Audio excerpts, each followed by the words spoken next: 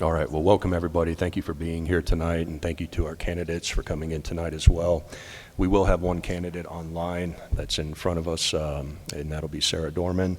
With that said, I'm going to go ahead and call this meeting to order, and I'll start by reading our mission statement aloud. It is September 1st at 6:11 p.m. Our mission statement is, the mission of Monument Academy is to provide a challenging, content-rich academic program offered within an engaging, caring, and positive learning environment. Established on a solid foundation of knowledge, Monument Academy emphasizes academic excellence, respect, responsibility, character, and exemplary citizenship. Would everyone please rise for the pledge?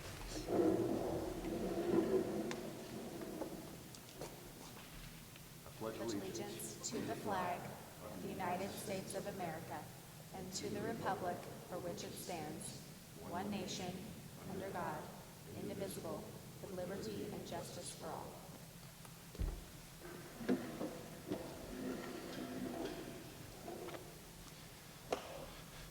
Thank you, everyone. Let's get into roll call. I'll start with Mrs. Belisle.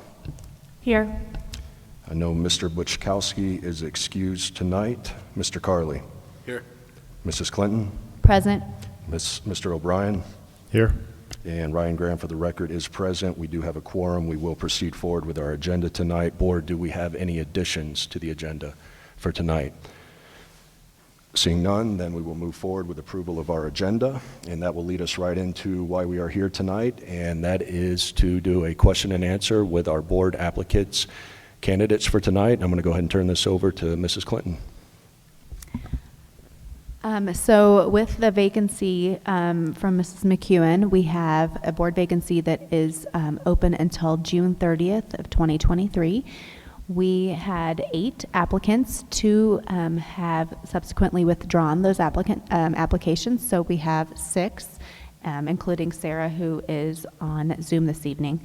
So we will start with each candidate taking 2 minutes to give an opening statement, introduce yourself, talk about why you're running for this or applied for this position, and I have visuals so that we stick to time, which Sarah, I'll show you that in a second. So you'll know, there you go, and then once you hit the end, you'll know your time is up.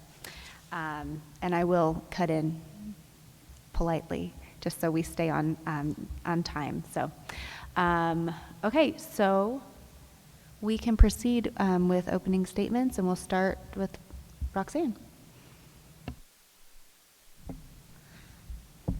Okay, hi, I am Roxanne Branch, and I'm just going to read what I had written, if you've already seen that. I am a mom of a first grader attending Monument Academy for the first year. I spent my summer months attending several board meetings. I spoke up, I listened, and I observed. And as a parent, I believe that Monument Academy has implemented the same core values that I will not waver from when we decided to send our child into a public education environment. My most recent experience has been as a stay-at-home mom. Prior to that blessing, I was a restaurant manager. I believe I am qualified to join the board because of my experiences working with both businesses and the public, although I'm quite humbled by the people that are surrounding me. And I believe my personal investment in Monument Academy is based on the fact that I have a student here. I feel that the core values of Monument Academy has been built upon should remain in place. There's a typo in my writing, if you ever saw that. It says, I do, and the word not should be there, intend to have my child exposed to influences being brought into the public education system. I will do everything possible to safeguard where my child spends his time. I believe being involved is how everyone must stand guard for every student entrusted to attend Monument Academy. Becoming involved in anything that takes the time away from my family is not my first choice. But my desire to safeguard my child and every other child at Monument Academy from any agendas that we see coming forward in the public school systems far exceeds my desire to stay home. And I don't think I've reached my time, but I'm done. Thank you. Okay, Mr. Freed. Yep. Okay, Mr. Freed. Good evening, everybody. Nice to see you all. First, before I talk about myself, I want to say after reading the bios or the applications from everybody, I was impressed with this group. Very high caliber folks applying for this position. The reason I applied was because I felt compelled to do so. The district asked, and I read the email and I said, you know what, I'm going to go ahead and apply for it. I know Monument Academy asks parents to get involved, and that was one way to do that. My application kind of highlighted the reasons why I feel I could fit on the board. I'm a veteran. I've worked federal side of the government for many, many years, and also as a civilian helping the federal government for many, many years. I understand the relationship between government and the taxpayer very, I think pretty well. I also believe in defending children from all types of attacks that come their way, both physically and emotionally and in the curriculum. So one of those things that I really believe strongly in is keeping academics focused on academics. And kids need to learn the core competencies that Monument Academy espouses to uphold, and I agree with that. And that was one of the reasons why I chose to move my daughter over here. I have a 7th grader at Monument Academy, 4 other children in the public school system who I plan to get over here as they progress through the grades. We live pretty close to this area, so logistically it works out pretty nice with the East Campus. I've heard a lot of good things about Monument Academy, and I've had my children in the charter school system in D49 in the past, and I really liked our experience over there.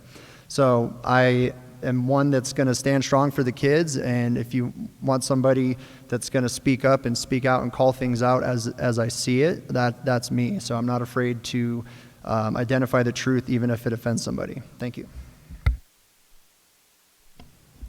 Thank you, Mr. Freed. Mr. Gears, you are up. Thank you.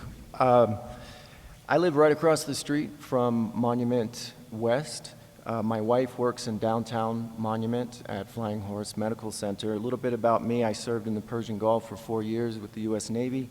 After college, I did emergency travel assistance abroad, helping U.S. citizens and children in need. I was then commissioned in the U.S. Coast Guard, where I was appointed as officer in charge of the Presidential Honor Guard, where I performed presidential support duties in and around Washington, D.C. I did law school and then became a legislative analyst, where I wrote ordinances, resolutions, proclamations for the county of Maui. I did that for 4 years. I then returned to federal government as a federal prosecutor for the Department of Homeland Security. I did a variety of federal cases, including human trafficking of children here in the U.S. Now I'm a Colorado attorney.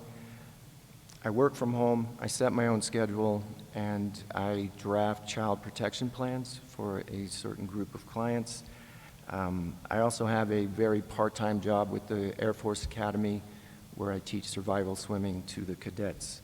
I'm happy to be here, happy to be in a room of people who care about children, happy to be in front of a board who cares about children, and I am honored to be considered. Thank you. Thank you. Ms. Hoyda? Hello, my name is Karen Hoyda, and it would be my privilege to serve the Monument Academy community as a member of the board. Perhaps similar to what brought your family to Monument Academy, our family was seeking a school that supported our values and provided the academic atmosphere in which our student would thrive. Now, as our daughter enters her 5th year at MA as a sophomore in high school, I can say with confidence that we wholeheartedly support the mission and vision of this fantastic charter school. Even prior to attending Monument Academy, I was a strong supporter of school choice.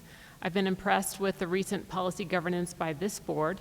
Not only do I agree with the board's direction, but I believe the direction this board has set is necessary to maintain MA's integrity as a school of choice. Further, I am in alignment with the recent policies, resolutions, and proclamation by this board.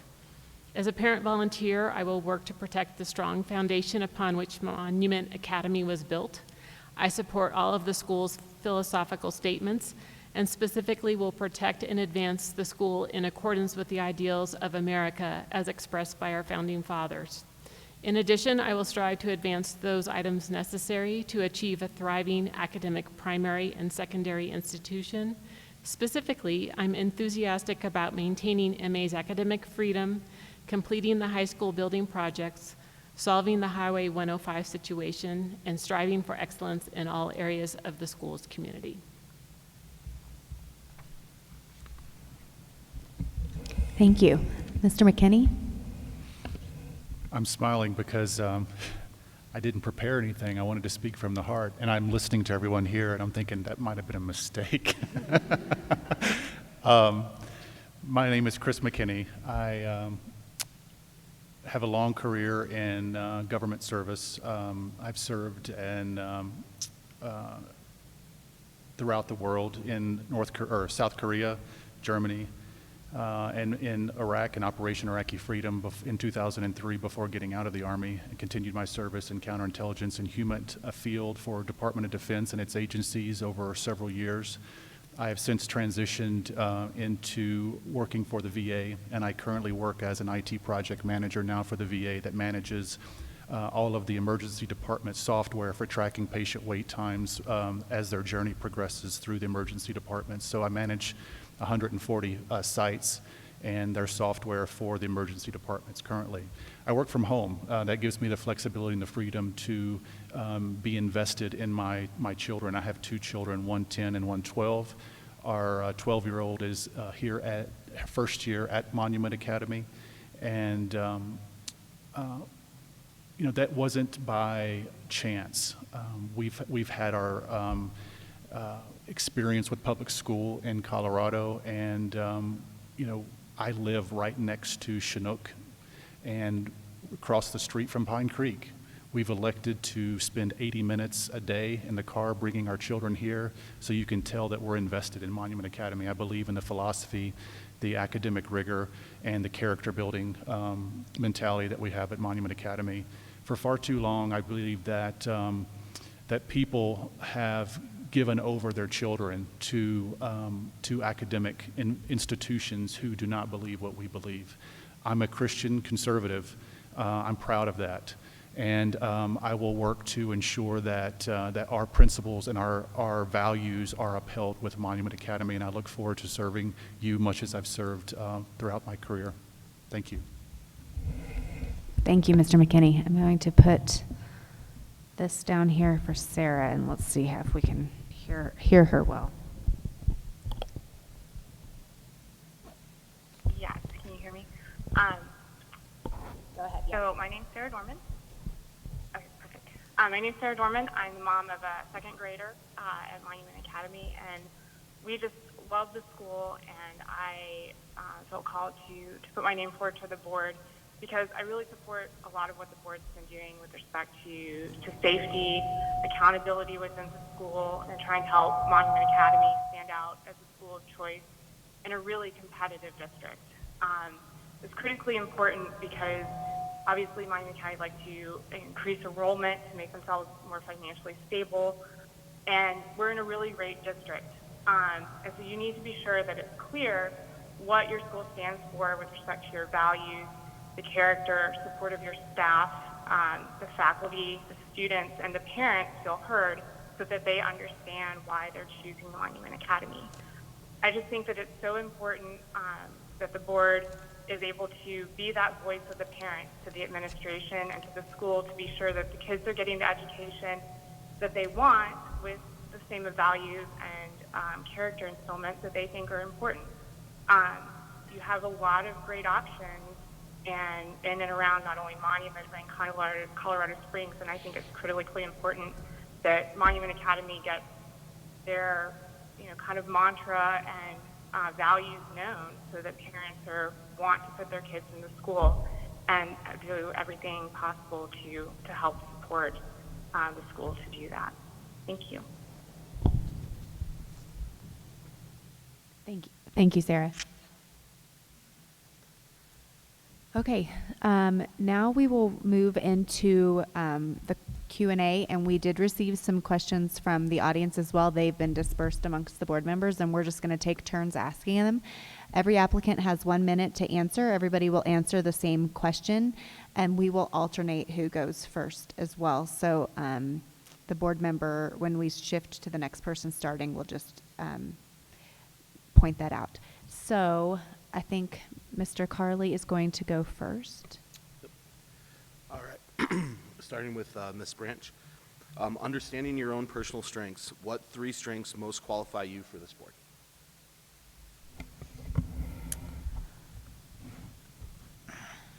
Tenacity.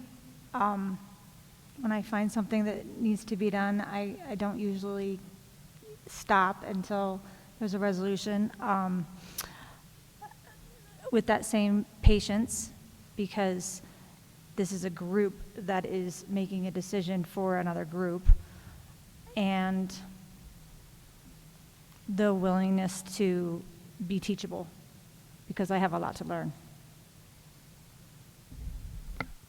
Mr. Freed, same question to you. If I can reread it if you need me to. Okay. Yes, I would say first of 3 strengths for me would be honesty, honesty and integrity. I'm very committed to telling the truth, even if it's the hard truth. Sometimes it's difficult to say what's going on, and I think people try to save face at the sacrifice of the truth. The other thing would be dedication. I'm committed to solving a problem until it's done, and if I don't have the skill set to do it, I go and find somebody who does, or I go and learn the skill set to solve the problem. The third one would probably be innovation, coming up with new ideas to tackle problems and challenges that are presented in every situation. You know, if we use the same mentality over and over and over with new problems, we might not get the best solution. And that's also working with others, right? So innovating in a collaborative environment is important as well. So there you go. Mr. Greer?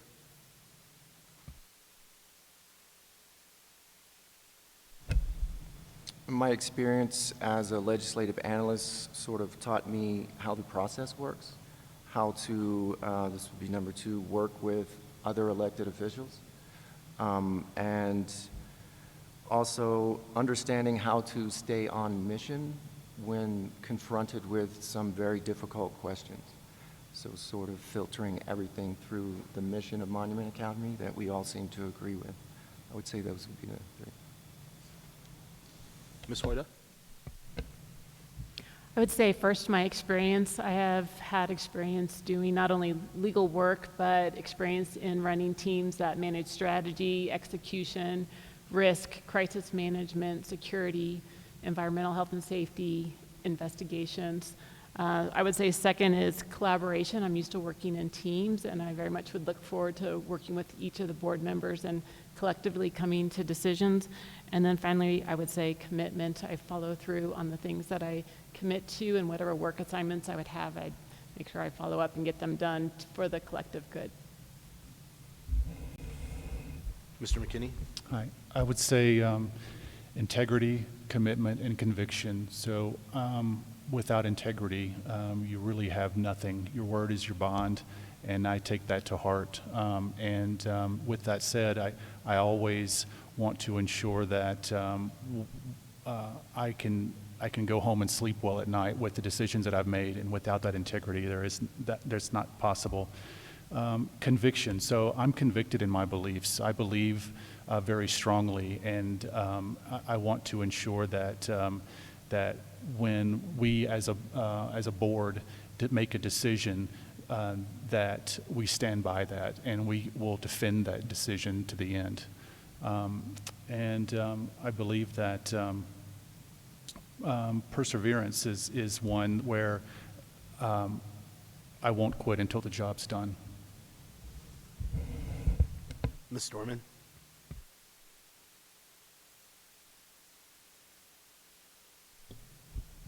Okay, so I would say my 3 are perseverance. So sometimes it takes a long time to come to the right decision for the school. And while I'll always bring my convictions to the table, at the end of the day, being on the Monument Academy board means that you're doing the best thing for the school as a whole. And so sometimes that means you have to do change things, and listen to other perspectives. And so I'm willing to work that process all the way through. Next is collaboration. So likewise, the goal of the board is to do the best thing for the school, the students, and to make sure those parents' voices are heard and the administration is supported. And that requires a lot of collaboration and making sure you're hearing all the perspectives, the concerns, and the things that are important, and then working to find the best solution all around for the school to move forward and get the outcome that they desire. And then innovation. I look for kind of those best path solutions that make everyone happy or as happy as possible to get things done. Thank you. Thank you, Sarah.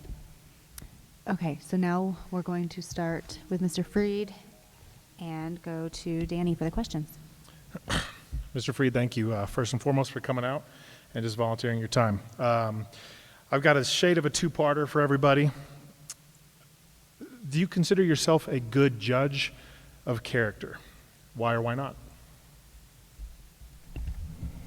I would say yes, because I look at people by their fruits, right? What are they producing? You know, if somebody has a track record of, you know, being deceptive, they're probably going to be deceptive for you.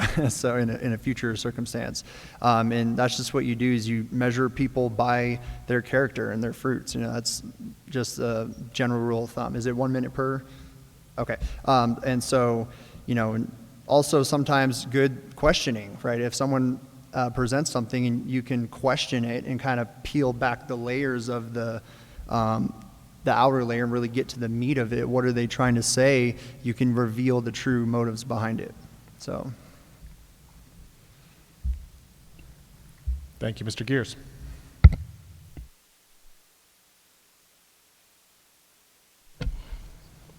I would like to think that I am. Obviously, a lot goes into that question. I did work as a federal prosecutor, cross-examining people, talking to people who didn't want to tell the truth, trying to determine the truth. I've done over 100 federal cases, and that gives some sort of insight, I think, into perhaps character. Also, I was officer in charge of a 70-member active duty military unit. It's kind of one of the precepts that we preached was character. So I tried to embody that, tried to teach that, and I certainly saw it in the men and women who work there.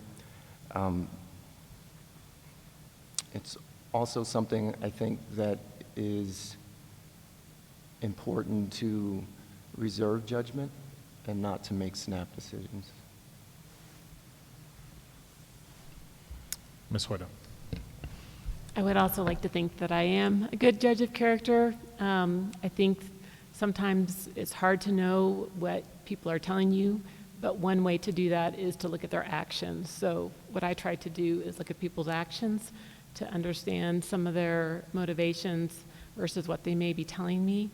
I would also say that I'm probably someone who tends to trust first. So I tend to assume good-natured people until there's some type of evidence that might make me question motivations or how what their words might conflict with their actions. Thank you, Mr. McKinney. I would be inclined to say yes as well.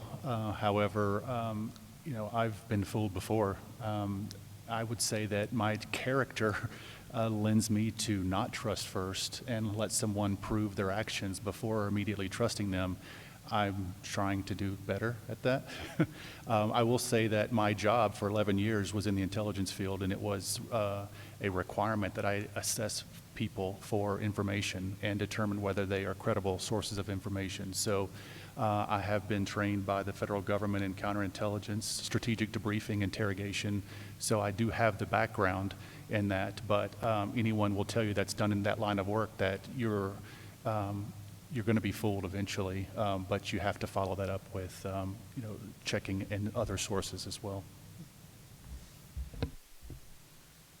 Ms. Branch.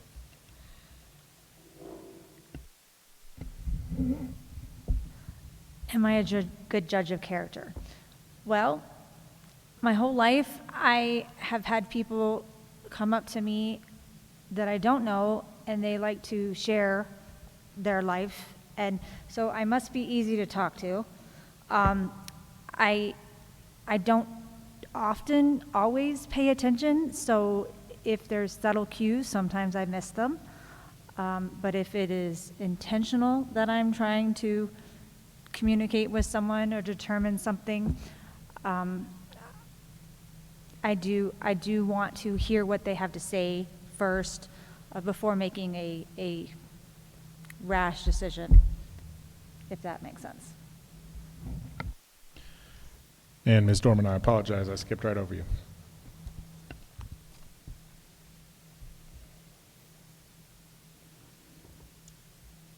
Sarah, you ready? Yes, I'm ready. I do think I'm a good judge of character. And I think that because people personally and professionally come up to me and ask me for my judgment on people and situations a lot. And I think part of the reason that I am is I've also honed it over time, where it's kind of a constant evaluation. It's not an instantaneous judgment, which of course everyone makes, but it's that long-term watching to see if you do what you say you will, and you say what you will do and follow through. And that kind of constant reevaluation, I think, has really helped me hone those skills over time. Thank you. Okay, thank you all. I'm going to start with Mr. Gears now. And this just kind of goes to the work and commitment that we put in as a board. We meet monthly. We have special meetings that pop up. We have committee meetings every single month. We spend time doing emails, phone calls, et cetera. It all adds up. So do you feel confident about the time commitment that you can provide, and how will you keep a balance?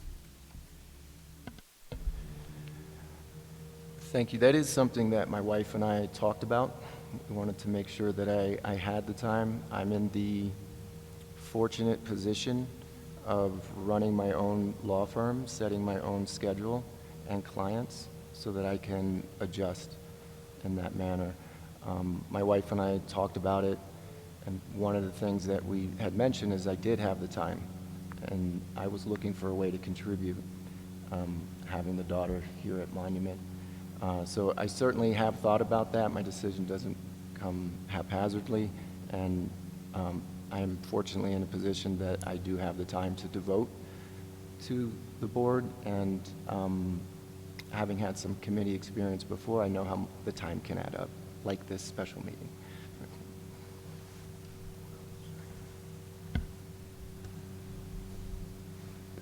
Do you three gentlemen on the back row know what that noise is? Okay. All right, thank you.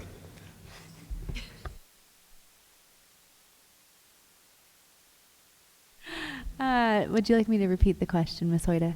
Are you good? No, I think I'm good. Okay. So I also am available for the time commitment. I am available evenings and weekends with really no reservation. Really, my concern would be during the workday. I can make special meetings during the workday as long as I know in advance and can schedule those into my workday schedule. But for the most part, I have no reservation on the entire work commitment. It would be if there are expectations during the workday, then I would have to work out how I'd be able to attend those. Mr. McKinney? So I commit to, if being appointed, I will make sure that I'm available at all the times needed.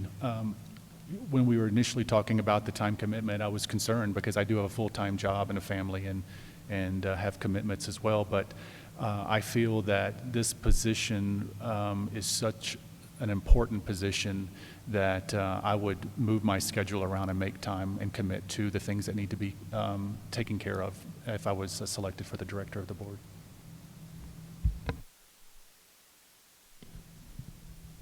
Okay, we're going to go to Sarah.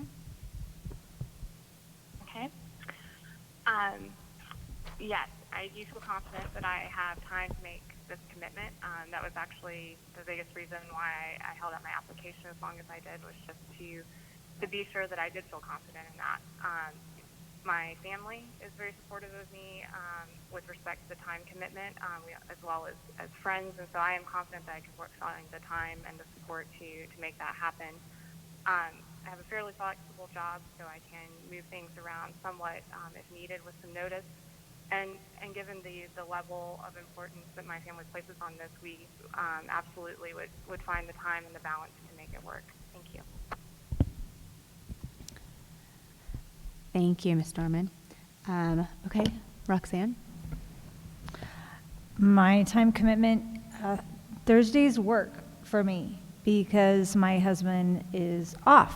And in fact, my son has done homework in a record time, so I'll see what that looks like when I get home.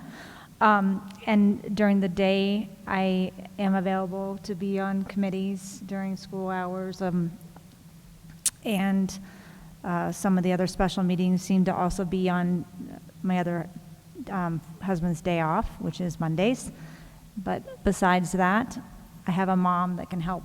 So I'm ready. And my husband texted me before I told him that there was a board position available. So he seems to be okay with this. Thank you. Mr. Freed? Okay, so business owner, father of 5, work a side job. I don't know how I make it work half the time, but it works. Getting commitments lined up and committing to those commitments is what I do. You make it work. You adjust life. It's a sacrifice. That's what, all of you on the board, I'm sure you're no stranger to that. The whole point of doing this, though, is to be a voice for others that don't have the time, and that's what's important to me. I have had people voice concerns to me and like, hey, you need to go, try and get in there. And so I think carving out that time to commit to those other parents that can't make it because they're out there working and providing for their families is very important to me. So again, it's just the nature of the chaos, right? I joke around that if I didn't have the stress, I feel like a deep sea creature. If you come up to the surface, I'd explode without the stress. So bring it on.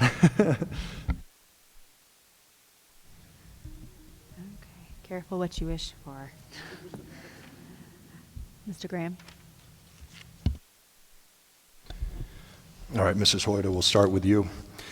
On February 10th of this year, the board unanimously supported a proclamation regarding the privacy and protection of students as it relates to Senate Bill 08200 and House Bill 211108. Additionally, that same night, the board unanimously supported a resolution regarding the opposition to the use of critical race theory and other race-based training, curricula, and methodology in public education. My question is this: if appointed to this board, will you stand in support of said proclamation and resolution? 100%. I have read those resolutions. I have read the proclamation. I am thrilled that the board has taken those positions. It's one of the reasons I think that Monument Academy is unique and it is a school of choice. I would do my utmost to protect those positions and move forward with Monument Academy keeping to its core values. Thank you, Mrs. Hoyda. On to you, sir. Do you need me to reread the question? No, Okay. I wholeheartedly agree. Actually, those proclamation and resolutions was one of the key determinations in bringing my daughter to school here. So I stand behind that 100%. Our children need to be protected from the agenda out there that is not conducive to what we believe. So we need to stand firmly against that. I also stand against any ideology that teaches that people are inferior or superior based upon their race, creed, religion, or whatever they are. So I am completely against CRT. Take it a step further, too. I highly support the posture you're taking for the security. I believe in making sure that our children and our faculty and parents are all protected and taken care of when they're in the school.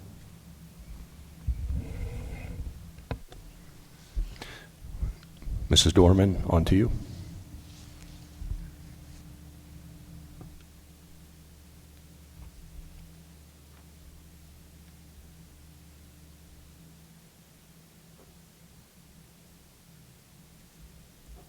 you're still muted.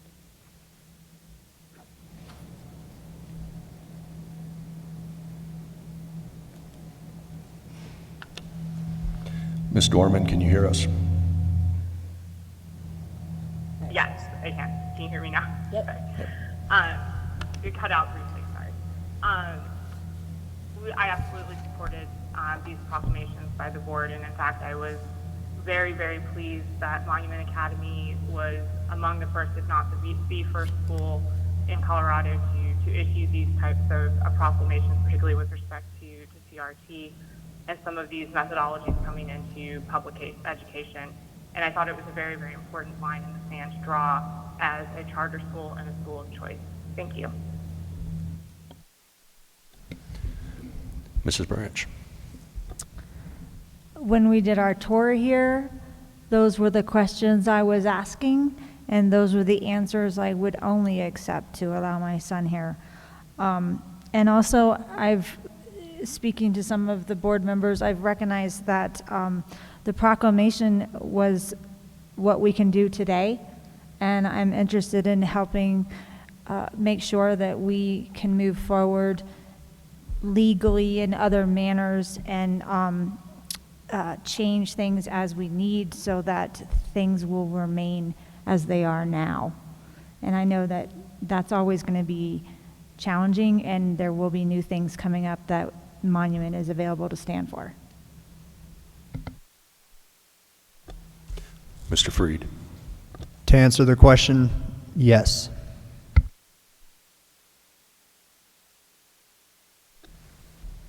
And Mr. Gears. I will be echoing the rest of the candidates' sentiment. Yes, I brought 2 pieces of paper here today. I printed out the resolutions. This is my why. Thank you.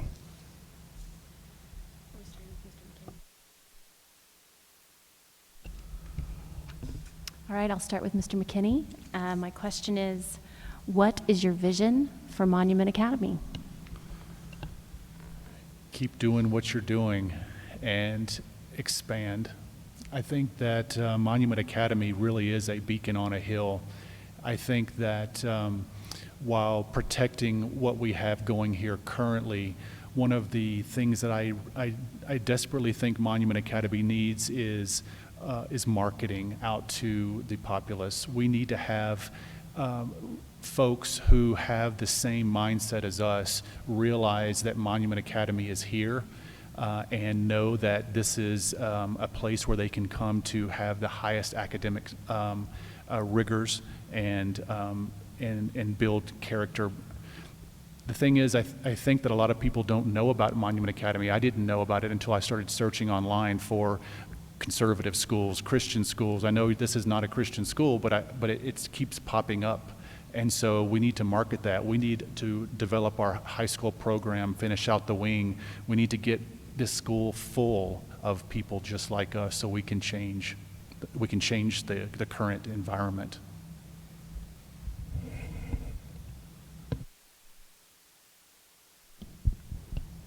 Sarah, you're up. All right, so my vision for Monument Academy is a school of excellence, both on the East and West campus. And I think that comes from having financial stability, a high school that truly competes with the other excellent schools within District 38, but stands out for maybe its values and the character that comes with it. Students that love school and love the mission of the school. And the other really important thing is staff and teachers that love MA and its values and support them, and that they feel supported by both the board and the administration as well. Thank you. Mrs. Branch, your vision. My vision. In a conversation today, this sentence came up, build it and they will come. And I feel like I found what I didn't expect to find out there when I found Monument.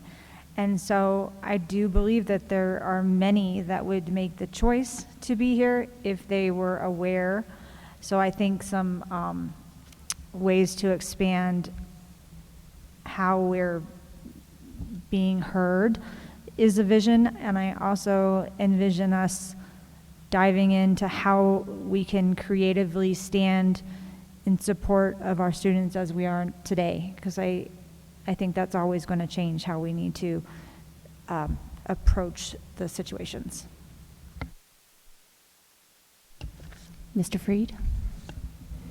So one thing I'm passionate about is STEM, technology, emerging trends, things like that in those career fields. I would like to see kids vectored into STEM. This area, the Front Range, is a massive space community. It actually annoys me that Monument is basically unplugged from a lot of that. I think we need to look at ways to get kids on that track, get them internships into the college side of things, to work right for these companies that are paying very well for these fields that we hire from all over the world, right? People come here and they work on space programs. We build rockets right over southwest side of Denver. We command, I think it's DirecTV. There's a massive hub out there. I mean, there's all kinds of opportunity right here in our surrounding area. So I think focusing kids on the excitement of STEM and technology is something I would be interested in. Thank you. Mr. Gears?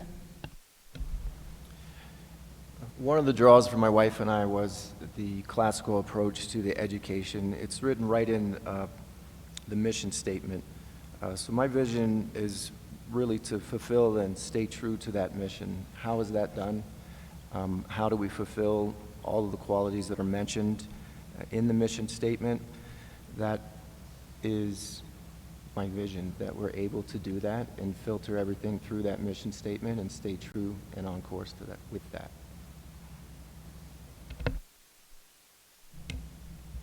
So my vision would be to grow the student body to reach the strategic plan.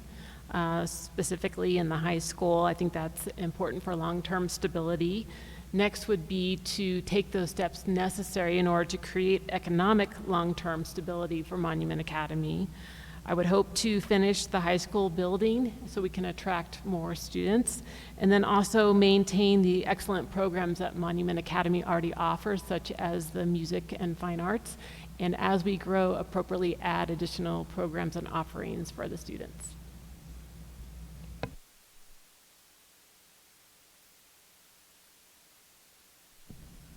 Okay, it's back to you, Mr. Carley. All right, starting with Ms. Dorman. What is the biggest threat facing our youth educational future today? All right, thank you. So I think the biggest threat facing students today is governmental oversight exchanging academic excellence and standards for progressive social ideologies. I think that's a very, very real threat to student progress and success for our youth in this very complex world. Thank you. Ms. Branch? I think the biggest threat is the outside agendas or items that are trying to be brought into school. They need to have an education more along the lines of how I grew up or my time frame and even before, where you're focused on learning the basics, the science, the social studies, the skills, the history. People are trying to take a lot of the history away, the math, the writing, the cursive. I was asked, why is our kid writing cursive? Nobody writes cursive anymore. That's not the point. We need to have the basics. Mr. Freed? I would say the biggest threat would be hyper-politicized political agendas. I think when we sacrifice the structure of our society to achieve a short-term goal, it's devastating in the long term. Kids need consistency. We need to focus on getting them educated and not trying to get them on our side, right? Kids are going to figure out where they're going to go regardless of what parents want. I mean, anyone who grew up, which most of you, I think, grew up, would know that, right? Your parents forced you to do one thing, but eventually you find your own path. So family values are important within the home, and those belong in the home. The education system needs to be focused on academics and allowing radical ideas to come in on both sides of the aisle is not good for anybody, in my opinion. So, Mr. Gears? This might be reflective of my background, but as an attorney and former legislative analyst, to me the biggest danger is state legislation. Legislation that could be cleverly worded to undermine some of the resolutions and the mission for Monument. So for me, that's kind of where I look. Ms. Hoyda? I think the biggest threat that I'm noticing is the removal of parent control in the decision-making for what's best for their student and children. I think that's coming from a number of sources, from governmental, social pressures as well, and I think that's going to affect how we're able to move forward in the future, because our students aren't being raised by their parents, they're being raised by all these alternative sources. Mr. McKinney? I have to agree with you. I think that genuinely is the biggest threat, is the removal of parents, their responsibility and their parenting of their children.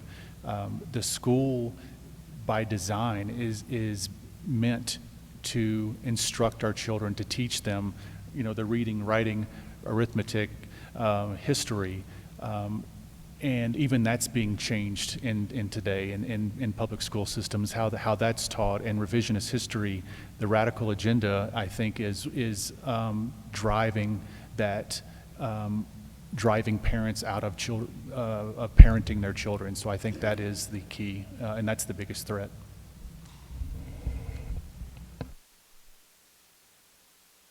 Thank you. We'll move to your next question, Mr. O'Brien. Okay, this next one is coming from one of our attendees here in the audience. Ms. Branch, we'll start with you. What is your stance on LGBTQ agenda being implemented into school curriculum? No. I don't accept it. I don't want it in the schools that I choose to have my child. I believe that it's taking away from people being treated equally. It's I find it to be racial in many different ways besides the main item. I don't accept it.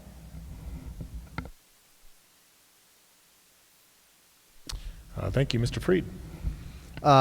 I would answer that question with this question. Why does my child's knowledge of your bedroom activity have any relevancy in learning arithmetic, science, history, economics, et cetera, et cetera, et cetera? I mean, sure, you could tie in some social trends and movements, and I think it's okay to study those from an objective lens, right? Like, hey, this happened in history, this occurred. Sure, that's completely fine. But to promote and put on the forefront of the discussion people's private activities is just asinine to me. We need to, again, focus on academics. I keep repeating that because that's what school is for. And I said in a previous question, the family values need to stay with the family. If that's something your household wants to champion, go for it. I support your right to do that, and I fought for that right in the military. But when you come across and come into my house, I don't agree with it. Thank you. Mr. Gears? I hate to give a lawyerly answer, but it depends on what we mean by agenda. If the agenda is one to change, to go back to the mission statement, our resolutions, it's pretty clear in that regard. If agenda is just that these people exist, that's a different thing. So that's not challenging our mission here at Monument Academy. It's not changing policy at Monument Academy. So again, I hate to kind of waffle, but it depends on what's meant, and I would need maybe more information on that. Thank you. Ms. Hoyda? I was going to have a similar answer in that I'm not sure what you mean by LGBTQ agenda. If we're just taking maybe a common understanding of the over-sexualization of children in school, I don't think that should be part of the curriculum. But I'm not sure what that term is meant in the question. I think at a classical education or a school that offers classical education, there are so many other subjects that should be covered in depth. And I'd like our students to focus on the basics of learning the classical education. Mr. McKinney? I believe that everyone should be treated equally. There should be no favoritism. School is not a place to discuss sexual preferences.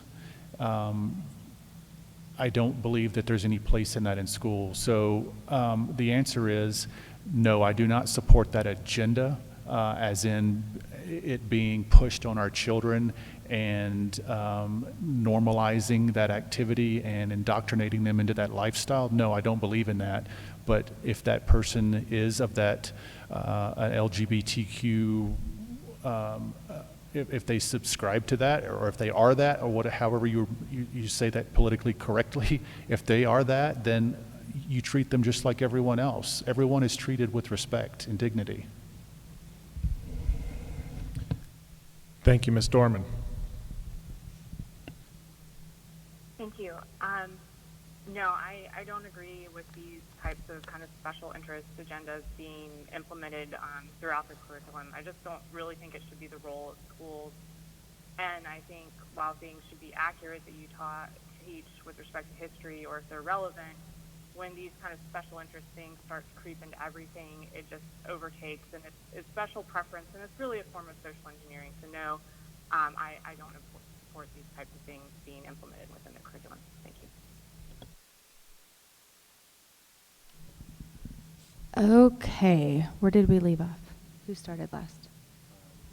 Okay. Okay, so this question goes to Mr. Freed. We have one vacancy for 9 months, but we as a board have seats that come up every single year. So if you're not selected for this appointment, how would you connect within Monument Academy, and would you consider running again in the future? I'm kind of looking, what's the, in terms of the longevity of being involved at the school, is it a 9-month dip your toes in, or are we looking at that you would want to make sure you're connected in other ways throughout the school, or is it school board that you're wanting to plug into and knowing we have seats that come up every single year? Well, I just signed a 3-year lease on my shop. I don't plan to go anywhere locally. My oldest is just now coming into the school with 4 in tow, so I would think I'm here for a while. The only thing that would get me to leave is if this state of Colorado, which I grew up in and call home, goes so far off the deep end that I'm like, adios. So that's where I'm at. I mean, if I commit to this, I'm committed. To answer the question, if I'm not selected, there's some great candidates here that I've met a lot of really great people through this process. I would support them however I can in that regard, and I was also interested in doing the Watchdog program as my parental obligation to the academy. So one way or the other, you're going to get something out of me. So whether it's through this or me walking around with the mean look on my face looking for trouble, it'll be one of those. So thank you. Okay, Mr. Gears.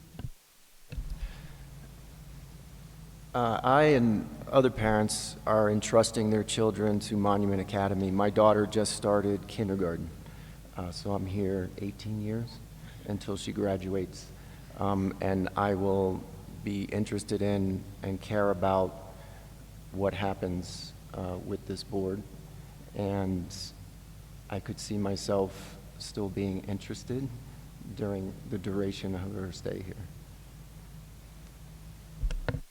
Ms. Hoyda. I am so excited about the parents that I have met here tonight and through this process, and I would love to connect in new ways, if not selected for this position. If there are openings on committees and whatnot, I'm happy to provide my time and talents.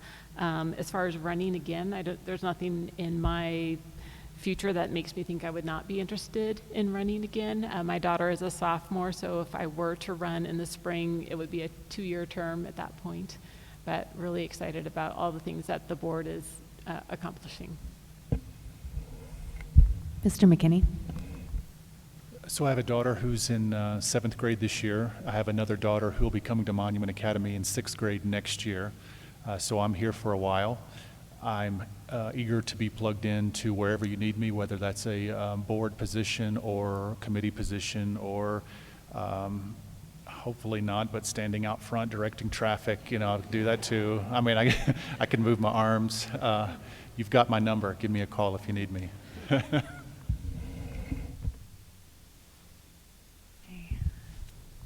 Sarah?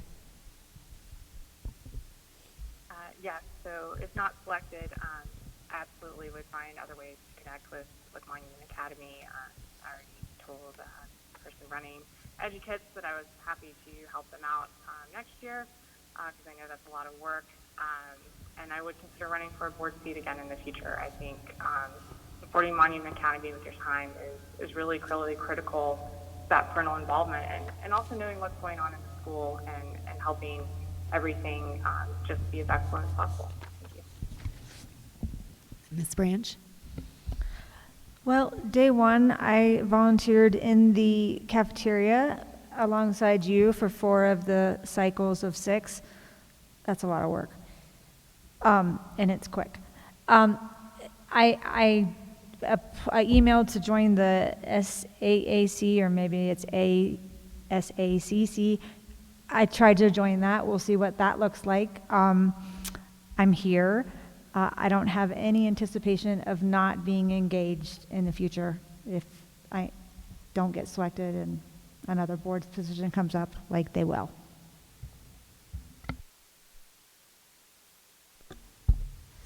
Mr. Gears, we'll start with you.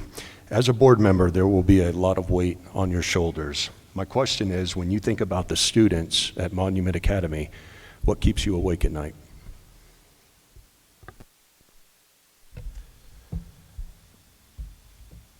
Probably the number one thing is character development. I know the academic program here, talking to others and what I've learned is stellar, but it's the other intangibles, resilience, fortitude. How are those aspects integrated with the great education that Monument is known for and is striving for? So that's my number one. That might be a little independent just of my daughter, something that qualities that I think she should have. But those are the intangibles that I think about. Mrs. Wood?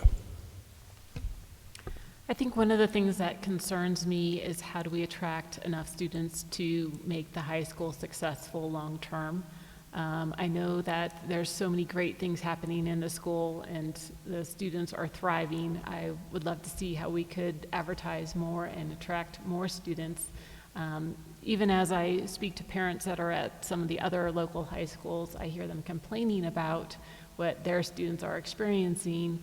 For some reason, they're not yet making the decision to come here. And so I'd like to explore how we could again, advertise and get more students in the door. Mr. McKinney. So I think of 3 things all the time. That's making sure my daughter is safe and secure, both of my daughters. I want their safety to be of utmost importance. I know the academics are here. I'm not concerned about that. I'm worried about them being prepared to go into the world after this. And that goes back to the character development that you mentioned as well. I think that making them strong, making them principled, and when they leave here to be able to go out into the world and fight against those that are willing to do harm to them, both physically and emotionally.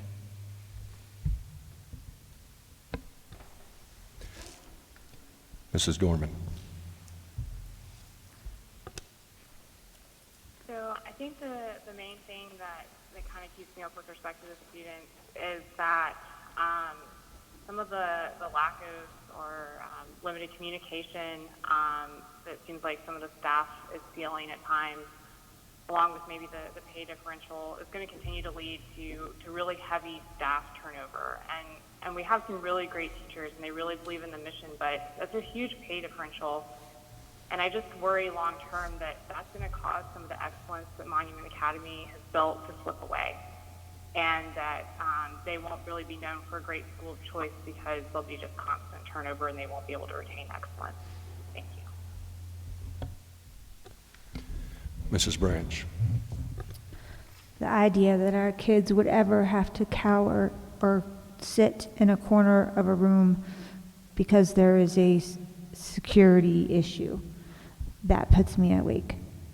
The idea that coming to school, my kid would experience, or any child, a conversation that has nothing to do with math, English, social studies. I know that they're going to experience this. I just don't want them to have to experience this before we think they're ready or before they should. And I don't think that should be during school. And Mr. Freed. One of the things that keeps me up at night, I would say, is just the state of the world, right? And I know every generation kind of has that. The world's going crazy, but what worries me is we put kids through education, convince them to go into college, get a degree, or maybe go to a trade school. Is there even going to be an economy when they get out of that path? You know what I mean? That's what keeps me up at night. And obviously, we're not going to solve global and international economics from Monument Academy board, but the way we do make change is by planting those seeds, right? We plant the seeds and we take care of the seeds so it grows into a tree, and eventually enough trees create a forest. So that's what you do. You take control of the local level, empower parents to be with their kids in their education so that when they do go out into the world, they affect the change in the world in the greater scheme of things. So that's what keeps me up at night. Thank you all. It's Ms. Hoyda, right? Okay. Where do you stand on the board resolution on protecting our school environment with armed staff? I'm very supportive of it. I'm excited that Monument Academy Board has taken this position and are moving forward with training administrators. I'm fully supportive of maturing that program, however that may look. I'm fully supportive of that as well. I, in fact, would love to be more involved with that partnership with the outside contractor that you've hired to come in here and do a threat assessments. That's something that's my background. I used to do that sort of work in the military. So I would be, number one, I'm supportive of that. I believe that everyone has the right to protect themselves. I'm a strong believer in the Second Amendment. I don't believe that stops at the front door of any institution. And so as faculty and staff, though, I want to make sure that they do have the appropriate training. But I firmly believe that this company that you've looked at has the skills and means to do that. But short answer, yes, I'm supportive. But if I'm given the privilege, I'd love to be a part of that program.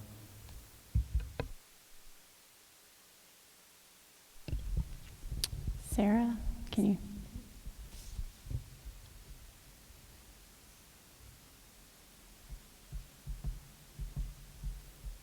All right. Yes, I 100% supported that resolution on arming staff. I thought the way it was implemented was laid out extremely well with how that would be managed. The buy-in from the local monument police force was critical to that. For a long time, I've worried about the response time up in Monument with respect to if there was an incident at the school. Just depending on the day, that can be extremely long. And I think the school being proactive and looking at ways to protect students and faculty and staff was really, really important, and I fully supported that. Thank you.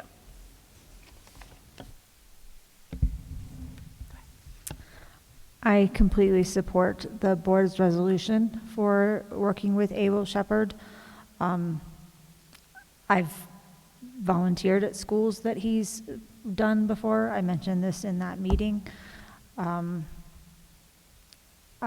tried to go to the family event, but it was canceled, so we'll see how that goes, doing that again. But I think it's very important that everybody is on the same page. And one of the things, there's many things that the Shepherd program provided, but one of the things that they provided was all staff and adults in the buildings would be acting in the same line. And I think that's extremely important. I worked in a psych hospital, so if you do not work in as a team and you're not on the same page, you won't be able to engage in situations that can become violent.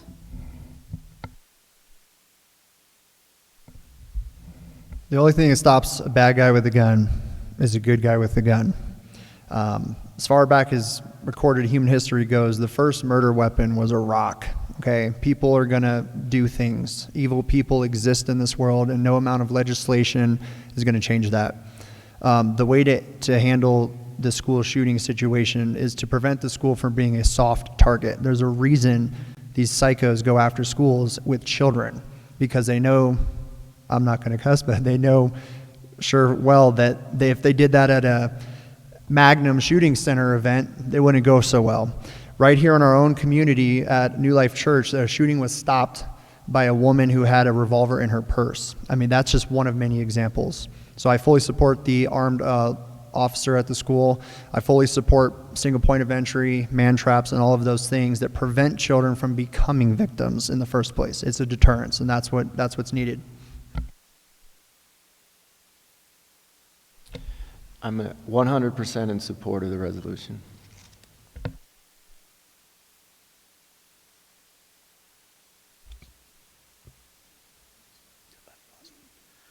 All right, this is, excuse me, this is coming from the community. What, excuse me, what ideas, plans do you have to minimize staff turnover, especially given the higher turnover recently, including the majority of ESS team leaving over the summer? And I believe we start with Mr. McKinney. That's a great question. I think a lot of school systems are dealing with that now. Of course, teachers need to be compensated appropriately. I have not taken a look at the financial burden on on Monument Academy and to know what we can do for teachers, but definitely paying them appropriately is a first start. But I think also too, teachers don't teach. I don't want this to be taken out of context. Teachers don't teach for pay. Yes, you have to pay them well, but you got to give them a place where they want to come to. I think we need to do a great job at marketing for teachers who have that mindset that they want to teach at Monument Academy, just the same way we're trying to market out to students and parents to get them to come here. So it's pay along with appropriate marketing and getting the word out there that this is the kind of people we need here at Monument. Ms. Dorman? I think it's really important that faculty and staff, one, understand the values of the school so that they understand the type of school that they are choosing to work for, that it is a school of choice, and therefore the parents probably have certain expectations with that, and that those are clear. I do think it's important to work on addressing the pay differential, whether it's through trying to raise funds through kind of the parental donation and the 501c3, maybe tapping into grandparents and other extended family members. I think trying to market to get staff that really buys in, but I also think communication and making sure that they really feel part of the community is also critical to that. You want to make sure that everyone's moving in the same direction and feels supported in those goals, and that that's clear to the parents and the board what the teachers feel that they need. Thank you. Ms. Branch? Well, I've listened a little bit to the budget, so I believe that Monument has been trying to pay people, but there's just not as much as there as we would want maybe to pay the folks. So I think the turn needs to be for putting our face forward, getting our name and our values in front of more so that people can recognize what our school stands for and what we're trying to do for our children here and the education and what we are not willing to allow into our doors as well. Mr. Freed? I'll try and squeeze this in 1 minute, but the funding issue is a very big problem. I think we have problems at the state level with getting funding allocated properly according to the cost of living in the school district. El Paso County funds itself primarily. The largest line item on there is from sales tax. In the last 2 years, we shut down small businesses. We put families out of business, combined with going into an inflationary economy. The numbers I last checked was 9% nationally, 14% for Colorado. Colorado is experiencing extreme inflation. This is not a Monument District specific issue. What that requires is new thinking and new ideas on how to fund this district without increasing the taxpayer burden. Taxpayers, I don't know about you, but I pay income tax, sales tax, property tax, fees. It comes out of nowhere. Next thing I know, I got $100 for this, $100 for that. So we have to come up with creative ways to bring in funding with money we're already spending every single day. Mr. Gears? Not being privy to the budget, I would say that there's 3 factors: compensation, marketing, and a desire to be part of the mission. And that needs to be balanced with growth and the general plan for Monument Academy. But I think those 3 factors would certainly be part of the solution for that turnover. Ms. Hoyda? I first want to commend the board for the steps that were taken to introduce our 2 new principals to the schools, because I think that was addressing some of the potential staff concerns. And I think I'd love to be able to increase salaries and or do bonuses. The efforts last year that were made to do fundraising and give the staff bonuses, I think were incredible, and I'd love to be able to see more of that to help motivate staff to want to stay here. Since I'm not privy to the concerns of those who left, I would say there's perhaps potential to listen to staff concerns and escalate them appropriately so we're made aware sooner than when someone's actually giving their notice.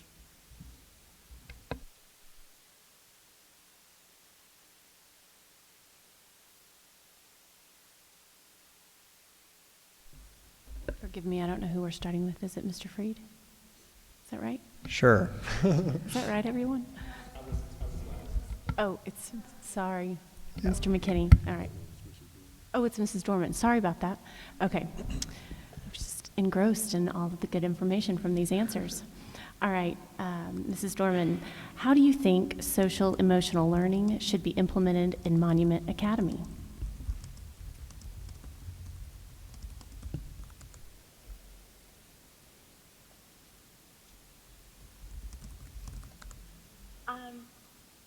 All right, so social emotional learning.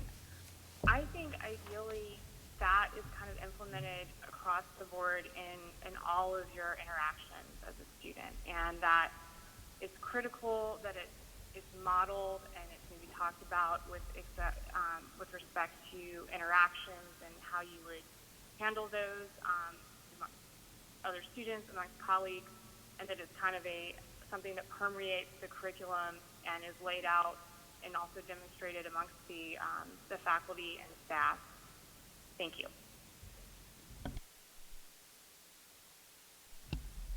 Mrs. Branch? Well, I was asleep to absolutely everything before 2020. I didn't have a clue about the person on the TV, the news, the nothing. So I believe that SEL shouldn't be around. However, I am learning that there are times where perhaps we're not labeling things correctly. I do not want to see those type of government programs in the school. I think that we implement, and I'm not going to say this right, it's the creed, the guides that our students go through. It's not the mission. I know the calendar when they're going to do it in first grade, but those are the things, the core values that we're teaching our kids. And so I think that we're doing some things along those lines, but I don't want to see the government programs that we all hear about in the school.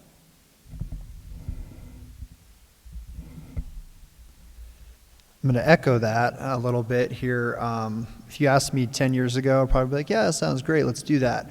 What I've noticed, though, is through obfuscation, smoke and mirrors, and different deceptive tactics, certain words that have positive, meanings to them end up representing things with ulterior motives.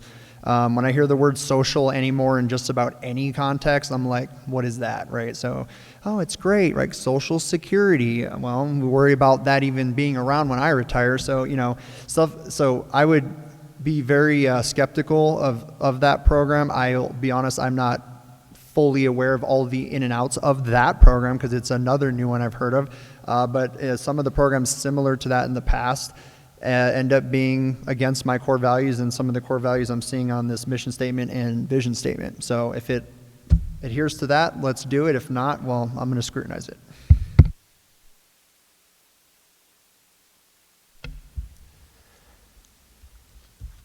I'm not an expert on SEL. I would do the same process, the thought process would be the same. Looking at the mission, respect, responsibility, character, citizenship, how do we implement some of the values that are incorporated if we need to? How does it work within the mission? How do we keep it monument as opposed to part and parcel dropped into the curriculum? Those are some of the things that I think that should be considered along the lines. It needs to go through the filter of the mission. If it can abide by that with modifications, monument modifications, then we can do that. If not, then it doesn't fit the mission. I would echo the prior candidate's comments, which is I'm not an expert in this. I'm not even familiar with it other than a common understanding of social emotional learning. So I would say as long as it fit with the vision and the core values that we hold, I think cultural behaviors should be upheld in all components of our community. But I don't have any expertise to answer with more specificity. Excuse me. I echo the same sentiments. I'm immediately skeptical when those terms are brought up because I don't know the intent behind them. I would have to know more about what specific agendas would be introduced. That's one of the reasons I believe in limited government, and I'm so happy that this board exists because you control the environment and the curriculum and everything about Monument Academy. So that's why I think it's so important. I don't want to be dictated by the Department of Education on what we have to do here at Monument Academy. I don't want to be dictated by the state education board on what we do here at Monument Academy. Every proposal that we teach here, whether it's economics or social agendas, need to run through our approval process. And so I'd have to know more, but instantly I'm very skeptical when those topics are brought up.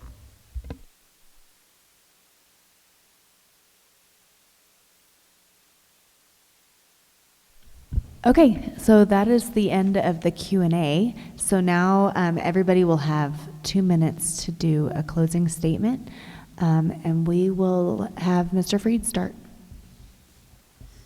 I was just going to ask, did we skip the last one or did she start?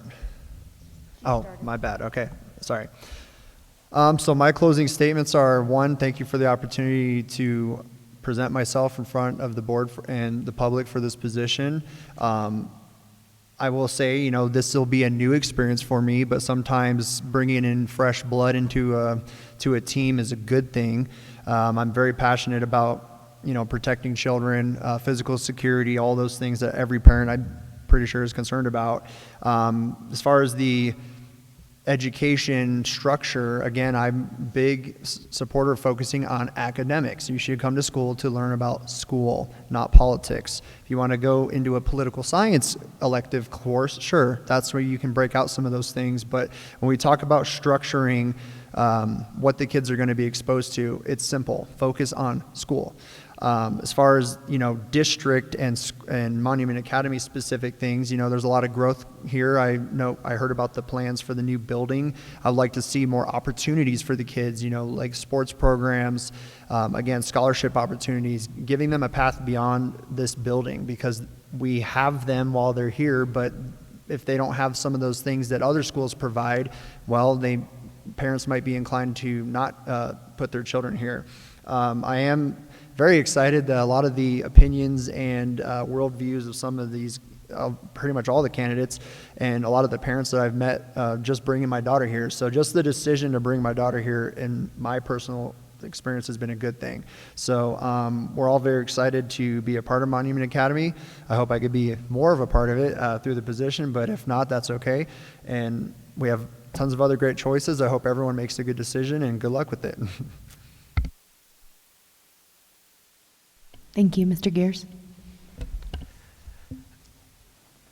I'd like to say and let the board know that I support the mission, if I haven't made that clear, of Monument Academy. I'd be honored to help with that process. I'd also highlight that I have some experience with committees, 4 years with the County of Maui, with elected officials, working as a legislative analyst, and I am an attorney here in Colorado. And the last thing I would want the board to know is that I have the time and can commit to the board, and would like to respectfully ask for your vote. And thank you for what you do, and thank you for caring about our children.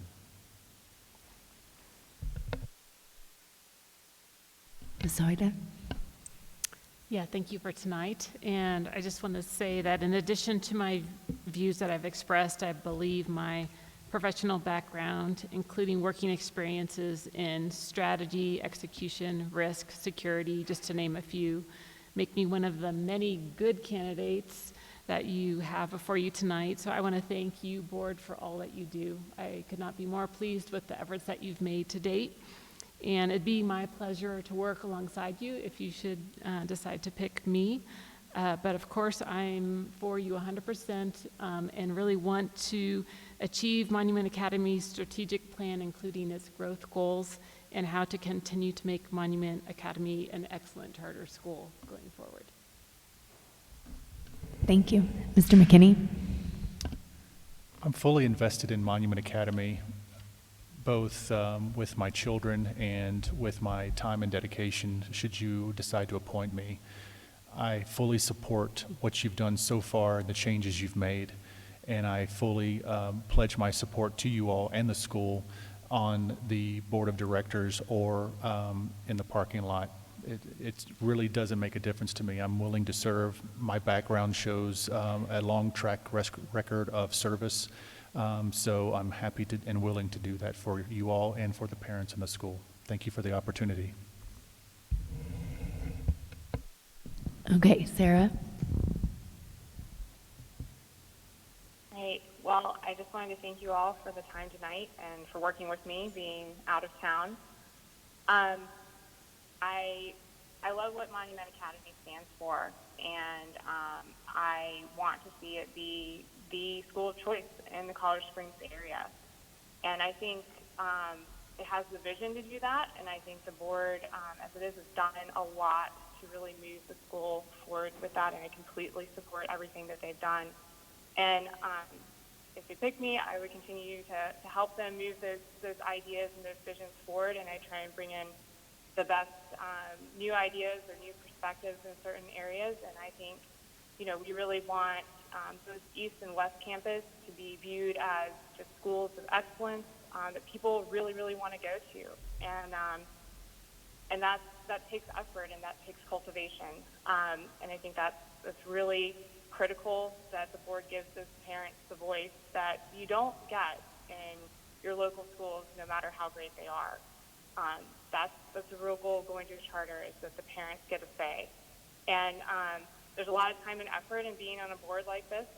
I've done it before, and I'm willing to put in that hard work and dedication because it's really rewarding, and it's almost the most important thing we can do. Thank you.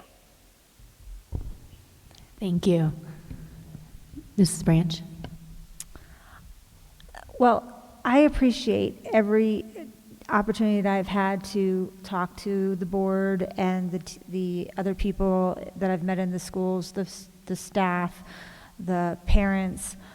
I look forward to the time that my son has here and being in these halls with the students and the staff here as you're standing up for our kids. I'm amazed at how wonderful the candidates are that we have here. So if I'm not going to be a board member, I'm still going to be here. You'll still hear me. I might tell you I have too much to say again, and I wouldn't be sad about it. That's a little reference to when I was speaking. But I just appreciate the time that you all have spent here taking care of our kids, and I'd be honored to stand beside you and stand for those kids.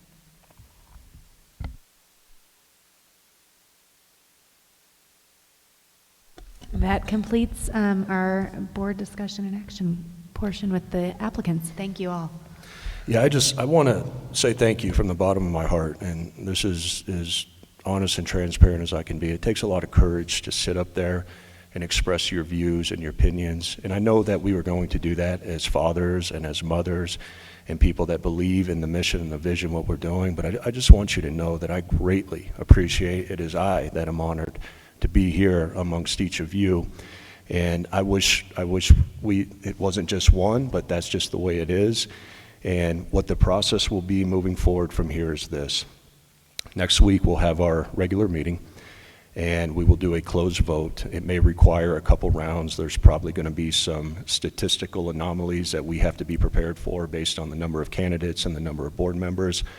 With that said, though, our expectation and intent next week is to make that appointment, and then from there would be a background check that whoever we appoint will need to go through. And probably what would happen after that point is you would be sworn in at the October meeting, but the intent is to make that appointment next week. So you are welcome to attend that meeting. I would encourage you to attend that meeting. And again, thank you from the bottom of my heart for being here tonight. With that said, board, if there's no other comments, we can go ahead and entertain a motion to adjourn. I motion we adjourn. Okay, at this point we are adjourned. Thank you, guys.